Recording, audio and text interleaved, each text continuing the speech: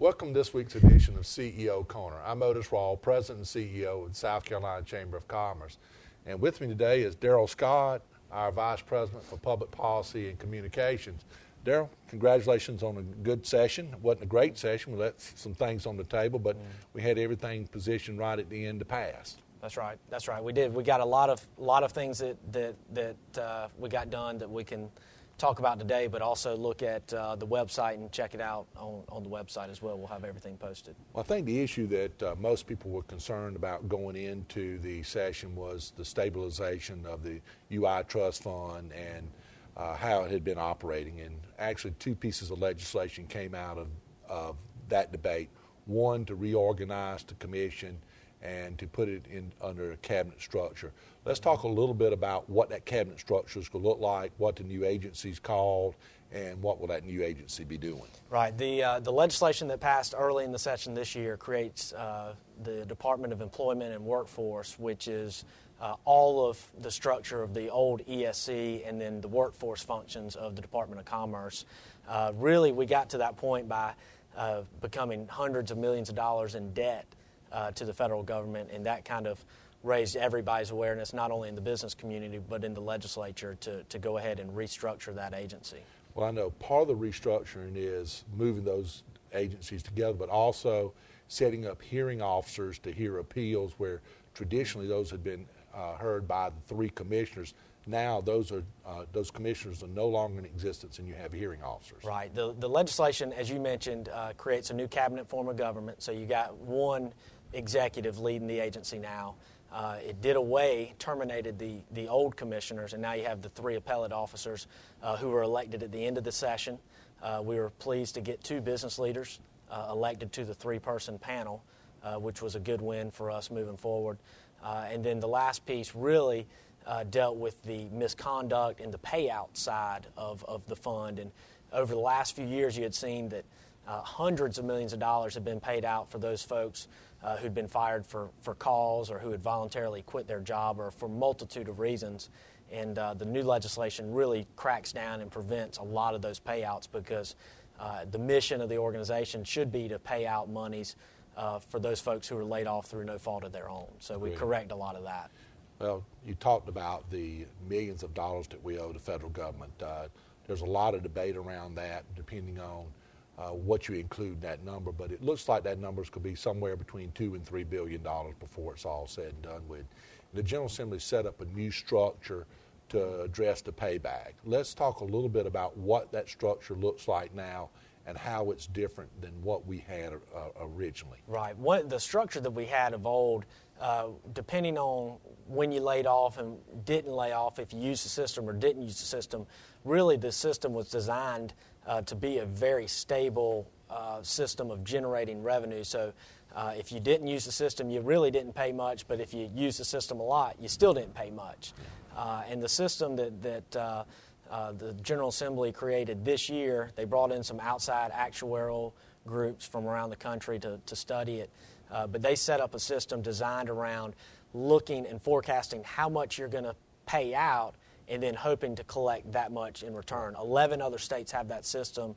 And if you look at the number of states that have gone insolvent over the last 18 to 24 months, the folks that use this new array method really were able to weather that storm a little bit better than the rest of the states. I know it's set up 20 different categories, and it's really set up more like a prototype insurance framework now where the people that use the system the most will pay more into the system, and the people that maintain their employees and don't use the system will either pay a smaller amount and eventually down the road maybe even zero if they don't avail themselves to the system.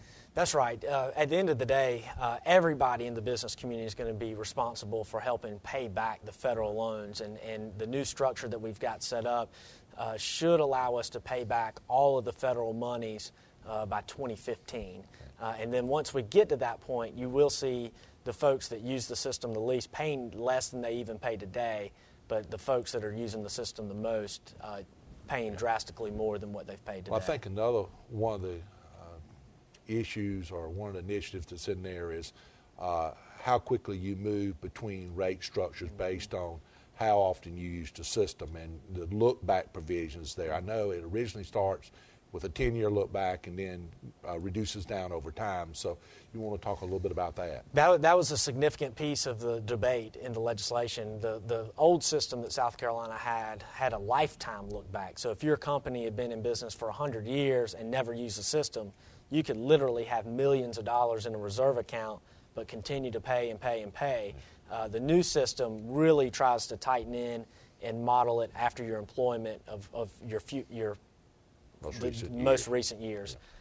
So, like you said, it starts at 10, but by 2015 we'll squeeze down to 3 and really be designed, as you called it, more of an insurance-style system. The other piece that's probably worth mentioning, too, to our membership is that South Carolina had one of the lowest minimum thresholds for which you draw unemployment benefits, and we were able to raise that from $900 in a base wage period all the way up to about $4,500 in a base wage period. So folks have to work longer before they can go and collect benefits. That's a big change. Another issue that we were real happy about passing was Save Our Secret Ballot, particularly in light of Employee Free Choice Act that may pass or may not pass at the federal level. This gives us a chance to get ahead of that curve a little bit by offering an amendment to our Constitution that guarantees a secret ballot election for union elections. So how does that transpire? When does it happen? And what will we be asking businesses and people to do? Well, 2 years ago, the House passed the constitutional amendment. This year, by a narrow margin in the Senate, we were able to get enough votes to pass that. Now the ballot goes on the question for folks around South Carolina. So you'll see in the coming months leading up to the November election, a Save Our Secret Ballot campaign really driven by the business community to alert employers as well as employees on how to vote on that constitutional question on November. And I think that's really important because South Carolina is a right-to-work state, and if you look at what lured Boeing here initially was our right-to-work status and our low unionization rate. So Save Our Secret Ballot is a big issue when it comes to maintaining that status, particularly for companies that are looking to locate in a low unionized state. That's exactly right. One of the other issues that we've been fighting for a long, long time is the increase of the cigarette tax, and that was finally accomplished.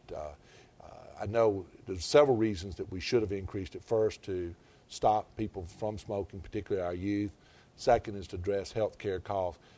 What was all in the bill, Darrell, and how are they going to spend the money? Right. I think it's been since 1977 that South Carolina raised their cigarette tax. So we had 7 cents. We added 50 to that July 1, so it's now 57 cents.